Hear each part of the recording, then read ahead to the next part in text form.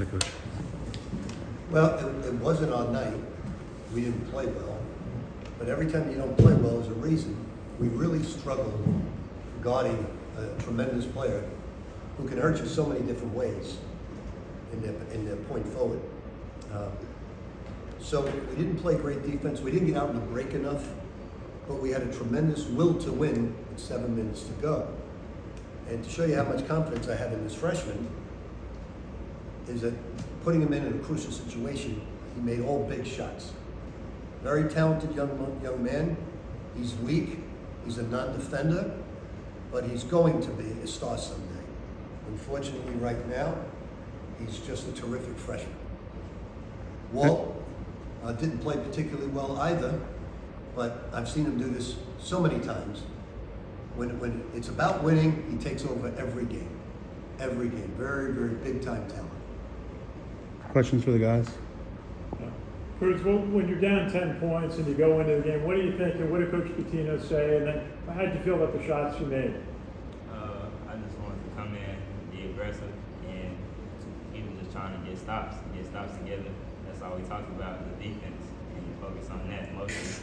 Get a kill, get 3 stops in a row, and when I came in the game, I just wanted to be aggressive, find my open spots, and just take open shots.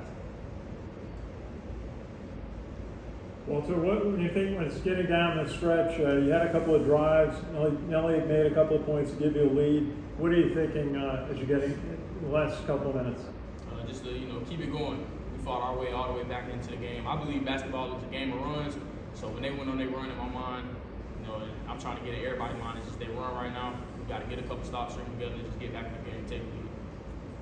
Both of you guys went down 10, 13 minutes to go. Had a similar situation Sunday against St. Bonaventure. How much did that help you guys out? And Cruz, take me through that stretch where you hit the 3 big shots to get within 2 and then tie the game. Can you repeat the question? Can you say it again? Did you learn anything from St. Bonaventure being down for this game? Yeah, that we have a will to win, that we just try to find any way to win and get stops on defense. That's our main thing that we got to do. That offense going to come to us. Rick, you've coached so many pros. What do you think of Tosan's future in this game, this sport? Well, in order for him to be an MBA player, he can go overseas and make a lot of money.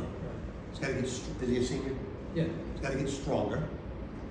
He's got to shoot the 3 better because the NBA game, unfortunately, with the exception of Kevin Durant, there's very few people that take mid-range shots to perfection. And he could be a pro. He reminds me of the young man who doesn't from the Pelicans.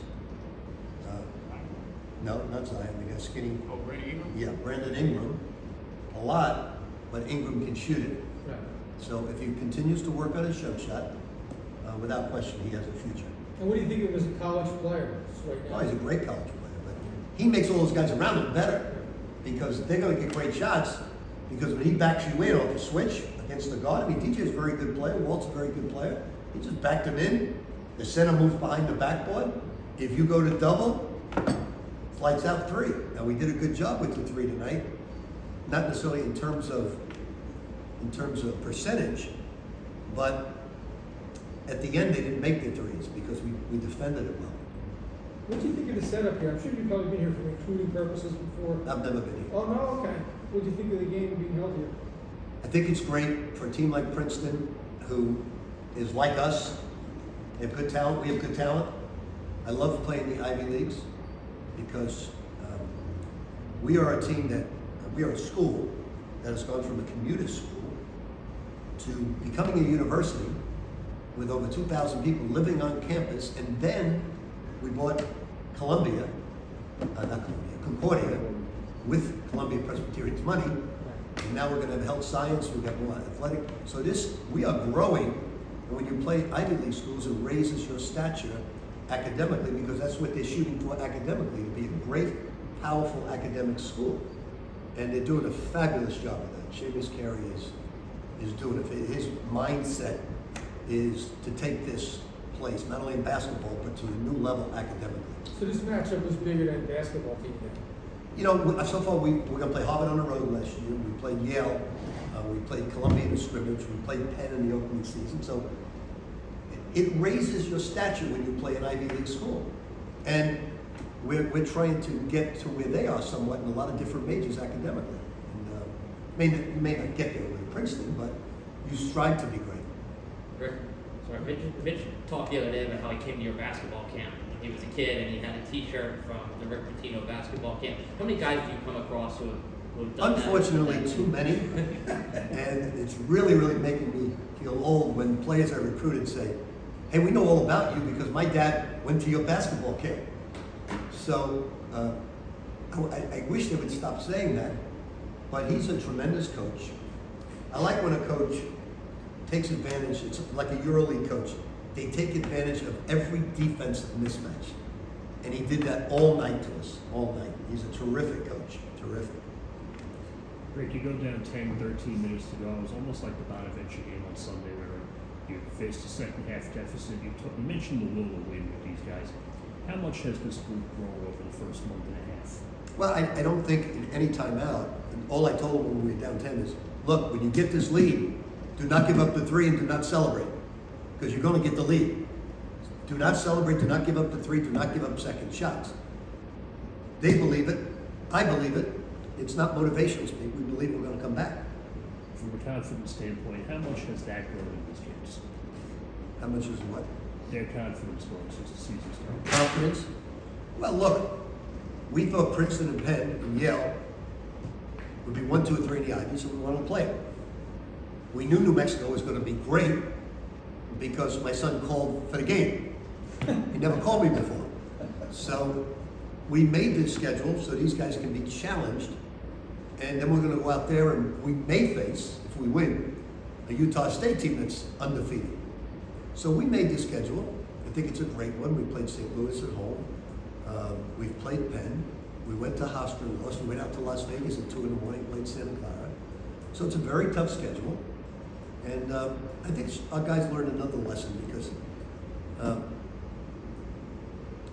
we got to figure out not only how to stop people, but we got to figure out the best ways to score better. And tonight, unfortunately, we didn't get out on the break very much. And going up Sunday to New Mexico, can you just comment on playing Richard and what that's going to be like, both personally and professionally? Well, I think it's going to be a big treat for the players. And I told them this, I said, they're going to have 13,000, 14,000 fans. And I said, Richard's going to look to beat us by 30. 30. He's not going to say, I'll take it easy on Dad. And the reason he's going to try to beat us by 30 is I taught him that way. I taught him that way. So we're going to go in there and do everything humanly possible to win the game. We know at every position they're great. That's a tribute to Richard.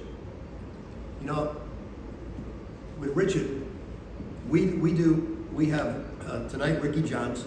He did the defense against Princeton. Bob did the underneath and sideline out of bounds plays and press offense. Talik did the defense. I made Richard, when he was assistant coach, do every scout of every game. All the underneath sideline press up. Nobody else can touch him. I think I took him off 2 games. I didn't want him to feel 1 ounce of being entitled. He was working 14, 15 hours a day. When he was in college at Providence, he became a high school coach. Then he became a GA. He didn't have the normal fun of a college going out drinking beer. He was coaching. So I'm very, very proud of him. Love him to death. But he knows he's not coaching against me. He's coaching against Iona. And he knows how much I want to win, and even more so, how much I hate to lose. All right, guys. Thank you.